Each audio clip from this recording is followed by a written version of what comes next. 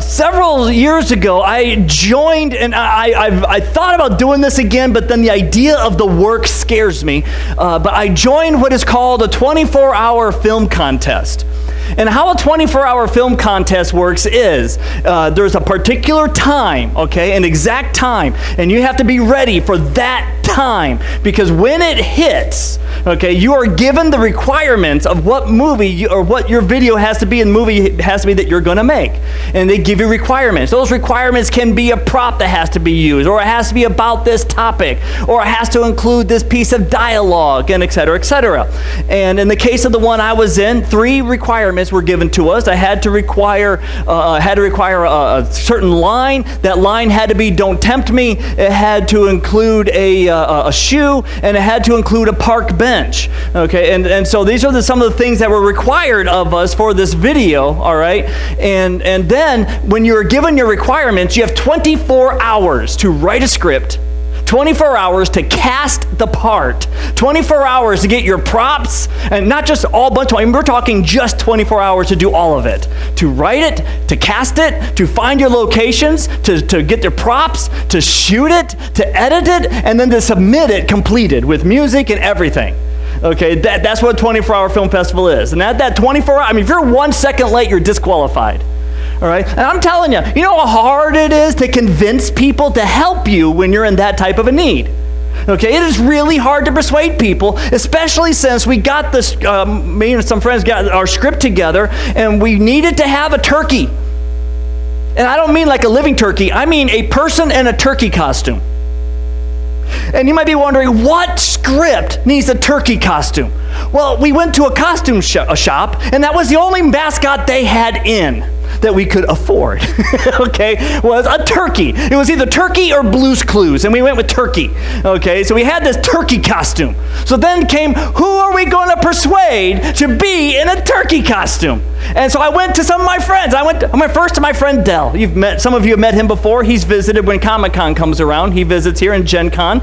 So when my friend Dell, I went to him, I said, dude, I need you, what are you doing today? Do you work? He goes, no, I got today off. Okay, cool. Can you be a turkey for me? He's like, what?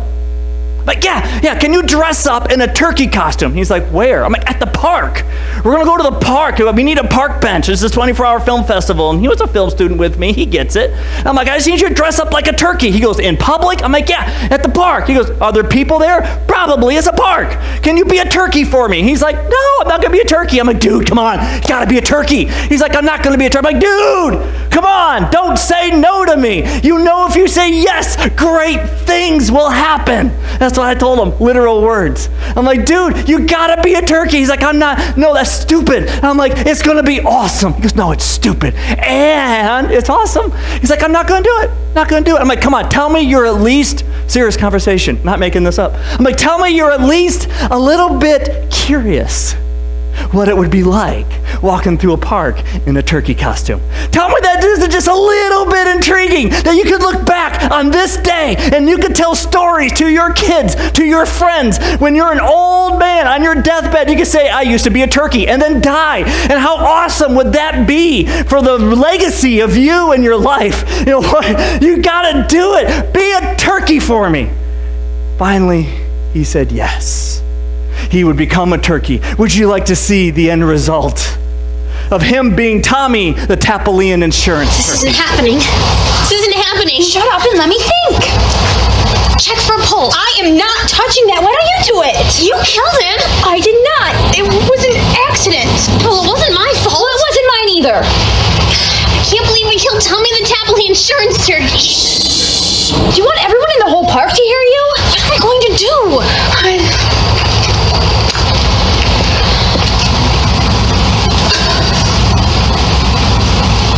Well, you want a new career? Or you could do it. Don't tempt me. Come on. I'll take the arms and you take the legs. Where are we taking him? The car.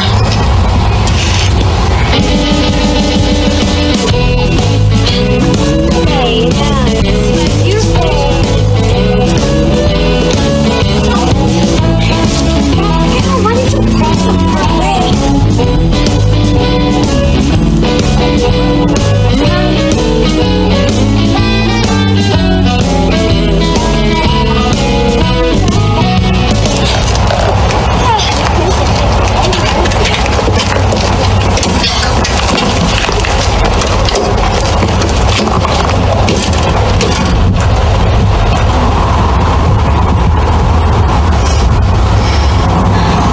My dad always hated that turkey anyway. Yeah. He did sing off key. And he couldn't dance. Yeah, well, don't knock dancing in a giant turkey costume until you've tried it.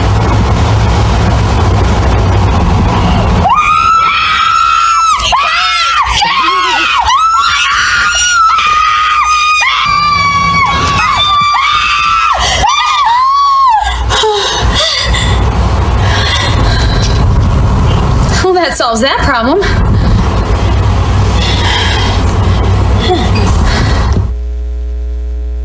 So yeah,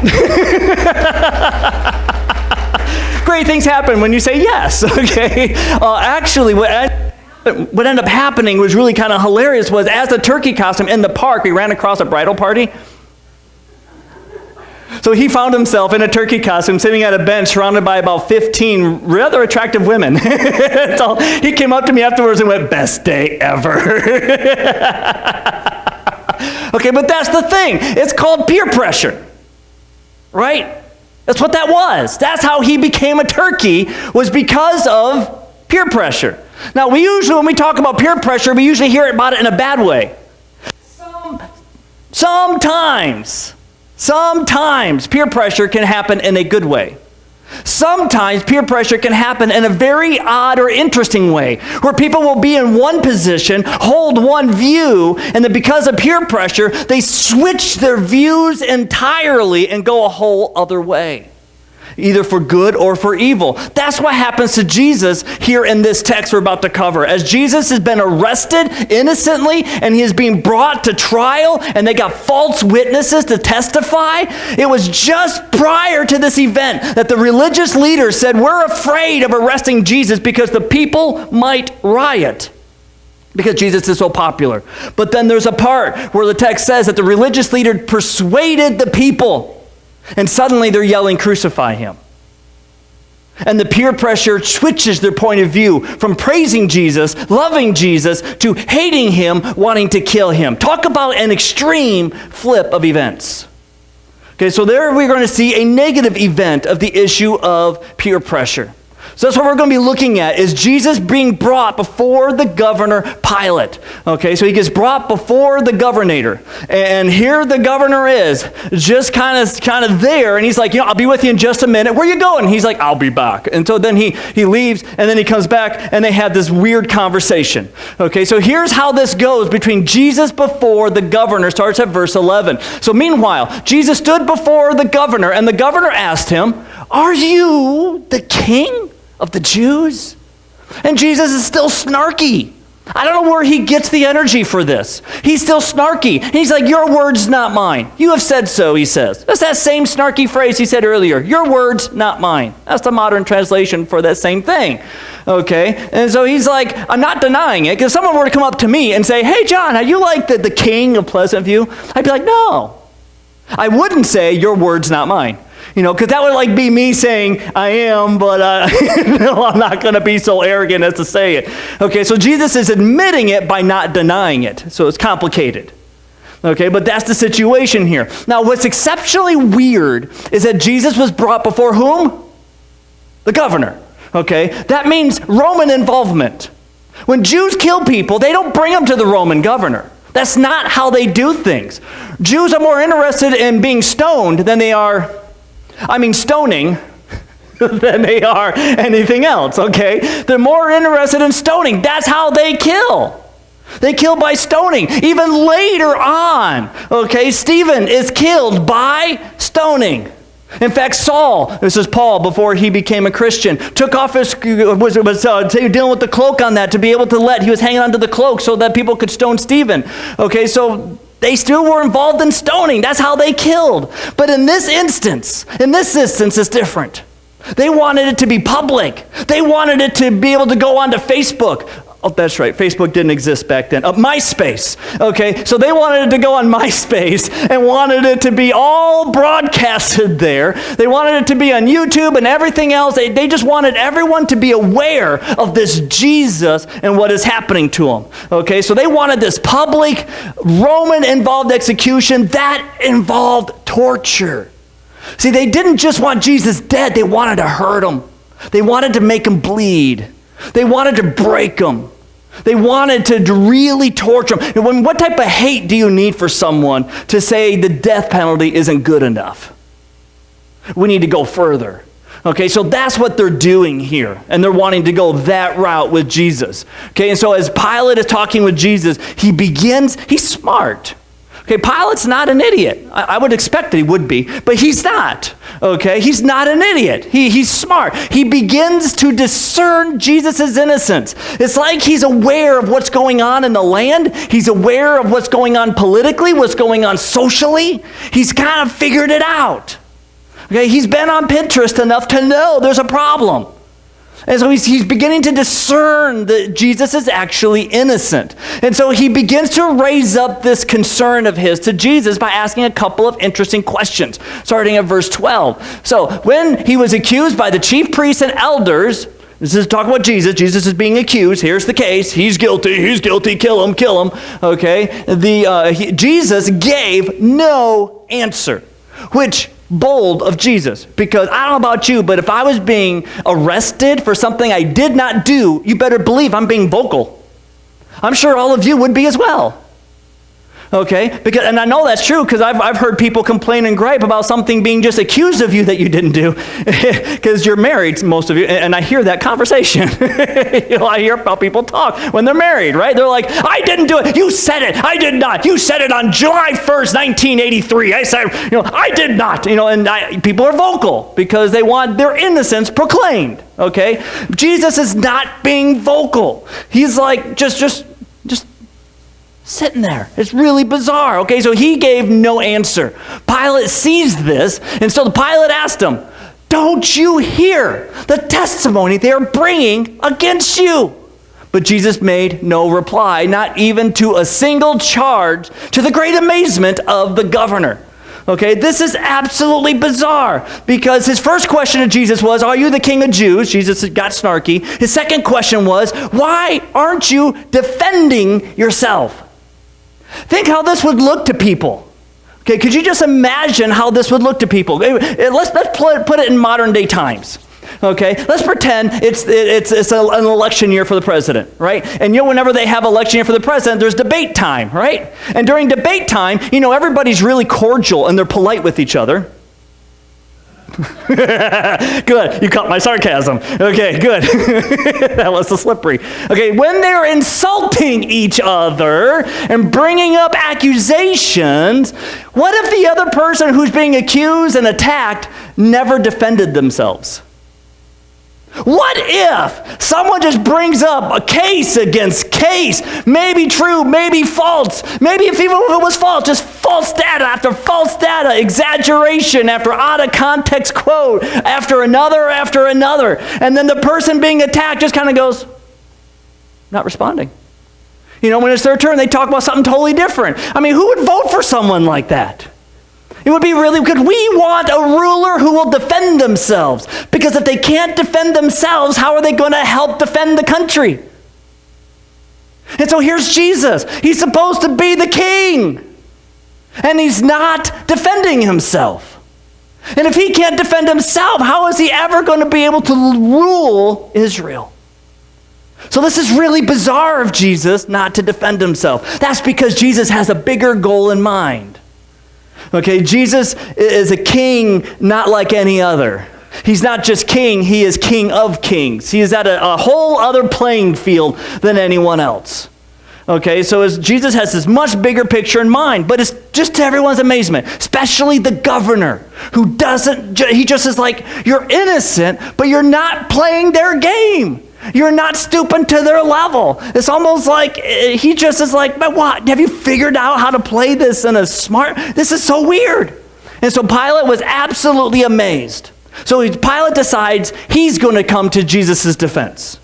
He's going to come to Jesus' defense. He has an idea because, he's smart. So what he's going to do is he's going to fall onto an old custom and see if that will work. Okay, so starting at verse 15 here. So now, it was the governor's custom at the festival to release a prisoner chosen by the crowd. At that time, they had a well-known, notorious, some texts have. I love the word notorious. Okay, a notorious prisoner whose name was Barabbas. I don't know why. His name was Barabbas. Okay, so when the crowd had gathered, Pilate asked them, "Which one do you want me to release to you? Jesus or Barabbas or Jesus, who is called the Messiah?" For he knew it was out of self-interest that they had handed Jesus over to him. So he's got this figured out. So while Pilate was sitting on the judge's seat, his wife sent him this message: "Don't have anything to do with that innocent man, for I have suffered a great deal today in a dream because of him." So let me unpack this just a little bit here, because this is bizarre. So he has this custom, and his custom is to release a prisoner. We do something like that today, although leaders today are more interested in releasing a turkey. Okay, here's Donald Trump releasing his turkey, and then before him was Obama and his turkey, and then before him was Bush and his turkey, and I also have Clinton with his turkey, and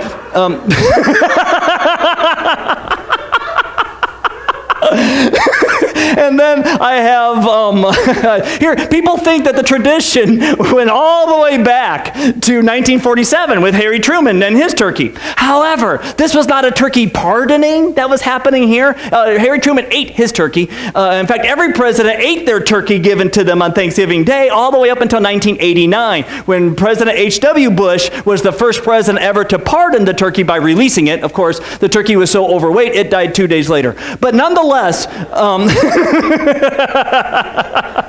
nonetheless, that was the first president that did the turkey. So this is his custom, okay, what Barabbas has in mind. He's like, hey, here's a turkey, here's a prisoner. We're going to release a prisoner. And he picks like the most notorious, violent, vile prisoner that they got. Okay, that's who Pilate picks. He picks the son of Sam. He picks Al Capone. He picks Ted Bundy. He picks whatever mind you want to put in your head for somebody you would not at all want to let go. Okay, that's who he picked. He's like, you know what? Fine. If they're going to be so dead bent on Jesus here and killing him, and I know he's innocent, but I want to try to be sneaky. I'm going to be sneaky Pete about this. I'm going to go ahead and offer the worst of the criminals we got. We don't know what Barabbas did. It's a mystery. The text doesn't tell us. Okay, but we don't even know how he's so well known. I mean, I don't know if it was like the first WikiLeaks. I don't know what all happened. But somehow he is so well known. His reputation is so big, like Billy the Kid. I can just imagine he's like serial killer of the ages. Okay, that's just where my mind wants to go with it, and where I like to try to take it, is that he's just this vile killer of a guy. Okay, I highly doubt he's a bed sheet or a short sheeting beds all over the place, making people confused and went to jail for it. I'd highly doubt it was like that. It's something very serious. Okay, so here's Barabbas, and he's like, surely they won't pick Barabbas. No way, because releasing Barabbas would be devastating. Releasing Barabbas would be terrible. In fact, it would be so devastating. The only thing more devastating than releasing Barabbas would be if William H. Macy and Lil Wayne were to make a rap album together. That would be the only thing more devastating, okay? Otherwise, it's just, no, you don't release Barabbas. That's not going to happen. All right, so that's kind of the mindset here. That's where Pilate is at. Besides the fact that his wife had a weird dream. Besides the fact, for some reason, Pilate's wife is like, dude, I had a dream about this guy, and it wasn't good. It freaked me out. He's innocent. Just have nothing to do with him, right? Just don't mess with this. Don't mess with this at all. Okay, and that's Pilate kind of heeds that dream a little bit. We'll see why in just a little, or how in just a little bit. So we have the concern, Jesus, why aren't you defending yourself? The custom, we're going to release a prisoner hoping people pick Barabbas over Jesus. And so the choice is made. Who do the people pick? Yeah, they picked Barabbas. So bizarre. But the chief priests and the elders, they did what to the crowd? There's that word I told you about. Here's the peer pressure coming in a bad way. We all understand peer pressure can be a powerful force. Every parent understands this. That's why they get concerned who their kids hang out with. That's why they get concerned what school their kids go to. Okay, that's why they get concerned what websites they're on. Because persuasion is a powerful thing. And so the chief priests and the elders persuaded the crowd to ask for Barabbas and to have Jesus executed. Which one of the two do you want me to release to you? Asked the governor. And the crowd in a mighty thunderous voice started chanting, Barabbas! Barabbas! Or Barabbas, actually, is probably how it was pronounced. Barabbas! Barabbas! We want him. What shall I do then with Jesus, who is called the Messiah? Pilate asked, as if to say, wait a minute, before you choose door number A, what about door number B? Look at this model over here. What about this one? And they all answered, again, thunderous voice, everyone, the whole crowd in unison, as if they're all picketing and have signs. Crucify him! Crucify him! That's what you do with Jesus. Crucify him! Why? He asks. Because now Pilate's really confused. He's like, why? What crime has he committed? We got super serial killer over here, and he has shag carpeting. He belongs in jail. Okay, so we got a crazy guy over here, and then we got Jesus over here. I mean, he doesn't wear a turtleneck sweater. He doesn't listen to boy bands. What crime has he committed? Absolutely nothing. Okay, and so then they shouted louder, crucify him! Crucify him! That was their... Now think about this. How stupid of a defense is this? Could you imagine a court like this happening today where someone's in jail and the jury comes back and the judge says, Madam Foreman, has the jury reached their verdict? And Madam Foreman says, yes, we have reached a verdict. We find the defendant guilty and he should be dead and executed immediately. He is guilty, guilty, guilty. And then the judge goes, why? What crime did he commit? And their response is, kill him! That's not a defense. That's a case that gets thrown out. That's what that is. But here they are. They're like, kill him, kill him. And he's like, what crime has he done? What evidence do you have of anything? And they're like, just louder, kill him. That makes sense because louder makes it more accurate. Of course, married couples don't fall for that. Speaking louder, that makes my voice more heard. Yeah, that's how that works. That's like playing bowling and saying if you throw harder, you'll bowl better. That doesn't work. All it does is go in the gutter faster. That's just what it's going to do. Okay? At least the way I play. And so this is a weird choice. This is a weird situation. This is a whole weird setup. Nothing about this should happen this way. Okay, this whole thing should absolutely be completely thrown out. So Pilate does something infamous. He does something infamous here. Okay, he does what has gone down in history as his clean hands. And it's really a fascinating little situation. So when Pilate saw that he was getting nowhere, told you he was a smart man. Most guys don't figure this out.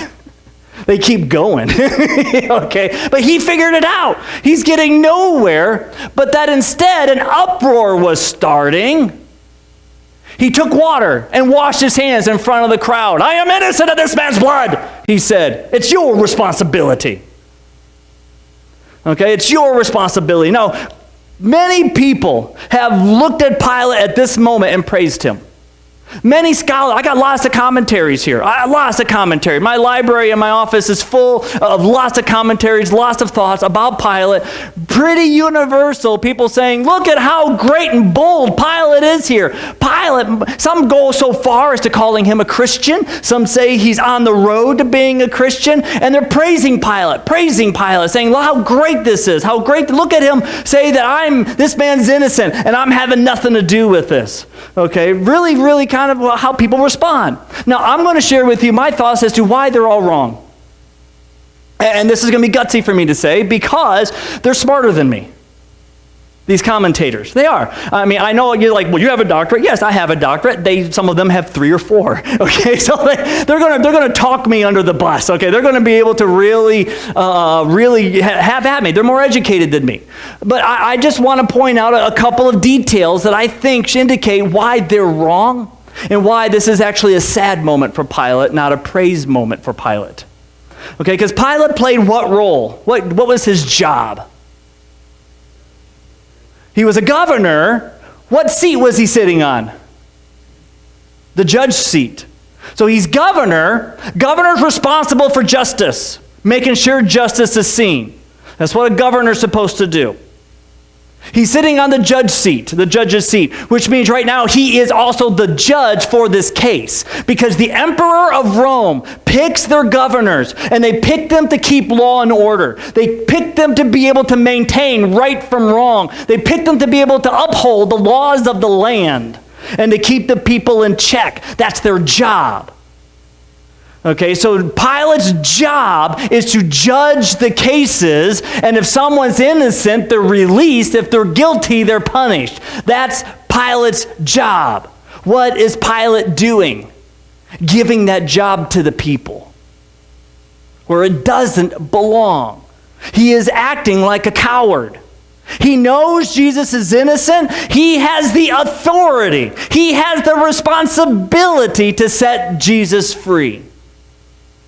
That should be his job here. He knows the truth. He is the judge. He should be able to say, I rule. Bam. This is the ruling. If you at all create civil unrest, you go to jail. That's how they handle that. That's how they've handled it in cases past.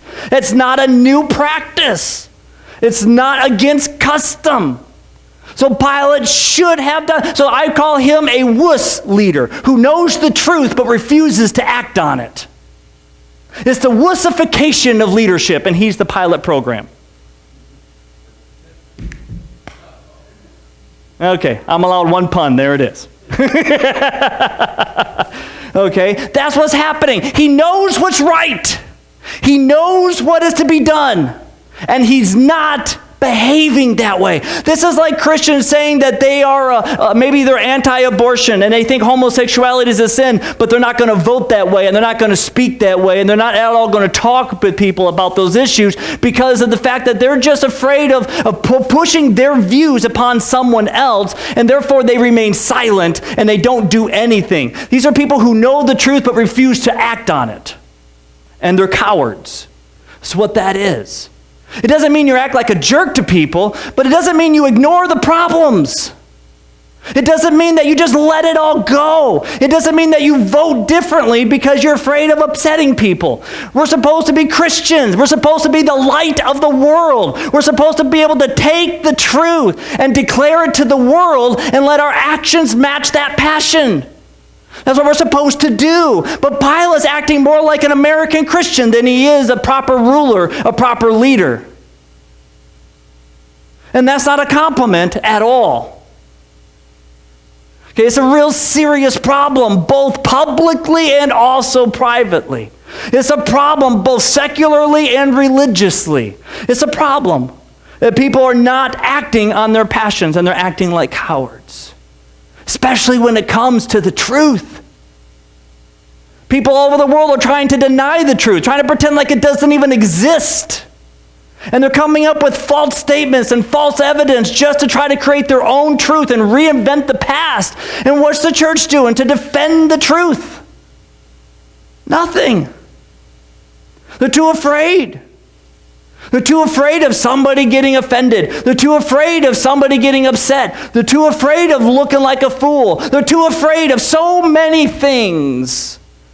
And God's going to sit back one day and look at you square in the eyes on your judgment day, and he's going to ask, exactly how did you open your mouth and open up your hands for the work of my kingdom? What did you do besides just agreeing with the set of facts? What fruit is growing out of your pasture? Or have you just declared your field a crop farm, but nothing grew? You know, a cropless field isn't a farm field at all, is it? It's just a field named something. So it's a very serious issue. This is what Pilate's doing. He knows the truth, but he's refusing to act on it in a proper way. And so he washes his hands of it. He washes his hands. And he says, I want nothing at all to do with this. You know what? It's on your guys' hands. It's your guys' responsibility. It's not supposed to be, but it is. And so that's when the crowd chants a curse. And it's the saddest irony in the whole Bible. Check out the response. And the people answered, his blood is on us and our children. Let that be the case. It's the saddest irony because that's exactly what Jesus wanted. Jesus wanted his blood to be on them. He wanted his blood to be on their children and their children's children. He wanted his blood to cover the whole world. That's what he came for, to die on the cross so that his blood would be there for everyone. But it was meant to be a blessing. And this crowd is wanting it to be a curse. See, it's the saddest irony in the entire Bible. So they're like, yes, let his blood be on us. I think this is the reason, by the way, that the temple got destroyed in 70 AD and God let Rome do all the evil that it did, was that it was an act of judgment. And so this is what they said, let his blood be on us and our children. So then Pilate released Barabbas to them, but he had Jesus flogged and handed him over to be crucified. Interesting, he allowed even the flogging, not just go straight to killing. Oh, no. Let's go ahead and let a guy with these big long whips with like 4 or 5 or whatever strips to them, with pieces of metal and bone and shards sewn into the leather, so that when it goes against his back, it doesn't just whip like a whip or a caning. It actually cuts the flesh and tears it off in chunks. Let's go ahead and let this happen. Let's go ahead and give that to him, not once, not twice. It ends up being 40 times. No human has ever endured such a torture and lived, ever. Jesus is the only one. Absolutely amazing. Absolutely terrible. So this is what Pilate does. He hands him over to be absolutely crucified. And so the crowd's curse happens. And it's interesting. It's really, really quite sad, but it's interesting that Jesus is to play what role? What is he supposed to be? What title is he given? He was asked by Pilate, are you really the king of the Jews? Are you really king? See, we need a king. The world needs a king. We do. We are absolutely in need of a king. Even in America, we need a king. And I am absolutely sick and tired of people talking about a God who is effeminate, a God who is neutered, a God who is impotent, and all he does is cry with you. We need a God who is a king, who has answers, who has solutions, who reigns. We need a God who can figure things out. We need a God who can bring about a solution. That's who we need. We need a king. We don't need a counselor. We don't need someone to just talk to us. We don't need just a friend. We need a king. That's what we need. And that's what we get in Jesus. But Jesus doesn't look like a king, does he? Nothing about this looks like a king. Not in the least bit of sense does he look like a king. Unless, of course, we flip the tables a little bit. And we re-examine Barabbas. When you think about this from Barabbas' perspective, I know it seems weird, but check this out. Barabbas is in jail. Now, the jails back then were one of 2 different kinds in Roman rule, either a hole in the ground or a second floor. The more notorious the criminal, usually the higher up you want to put them, because the chance of escape and rescue is more difficult. So odds are Barabbas is on the second floor. He's there downtown, and he's looking out, and he sees that the crowd is gathered. He sees that Pilate is there. He sees a man next to him, but he can't hear. It's too far away. He just sees them talking. He sees commotion. He knows there's a problem. He knows people are really upset.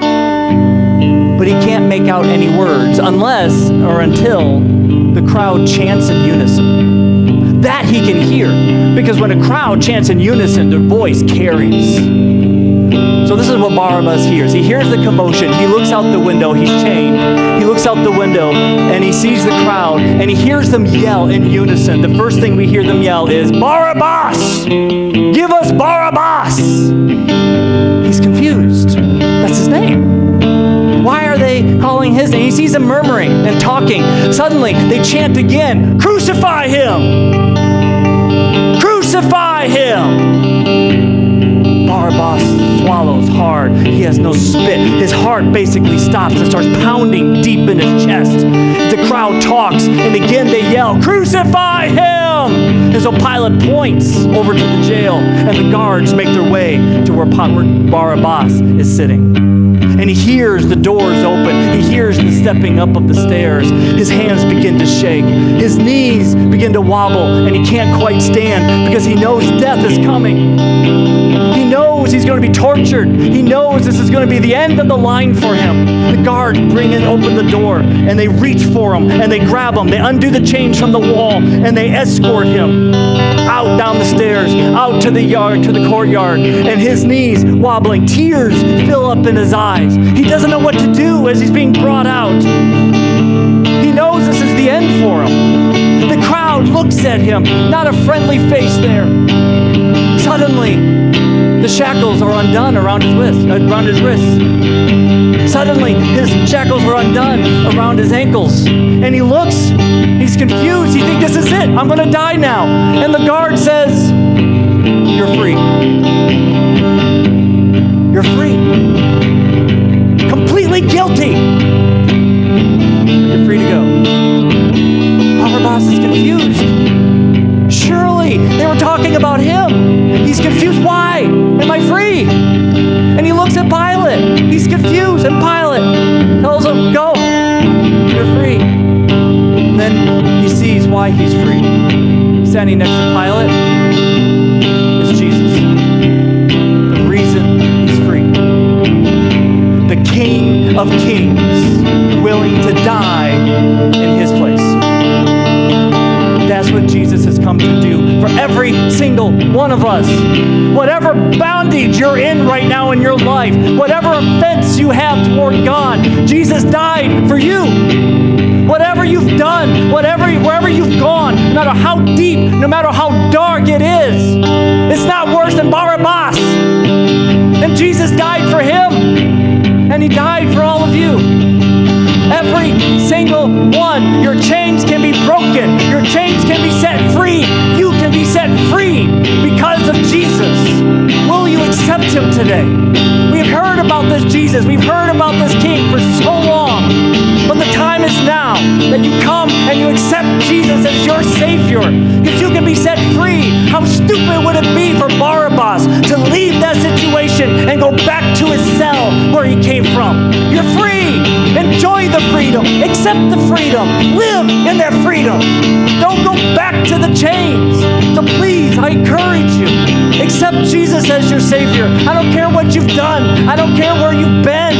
I don't care what mistakes you've done. Jesus died for you. He will forgive you. He will forgive all of it. And even though you're guilty, even though you've offended God, you can be set free. So will you come today? I open up this altar to you. I'll pray with you if you'd like. Maybe you've already accepted Jesus, but your life has been like Pilate, and it's time to make a change. It's time to stop playing church like kids play house. It's time to be serious for the kingdom of God. It's time to be serious with the gospel of Christ. Maybe you need to come and kneel at the altar here and say, God, it's time. I've been set free, and I've been acting like a prisoner. No more. I do not have the right to remain silent because I have been arrested by God's grace. It's time to take that stand. I want you to sing together this song. We're all going to stand. Let's all stand together. We're going to sing together Amazing Grace. My chains are gone. And this altar is for you if you're free. And Jesus to come.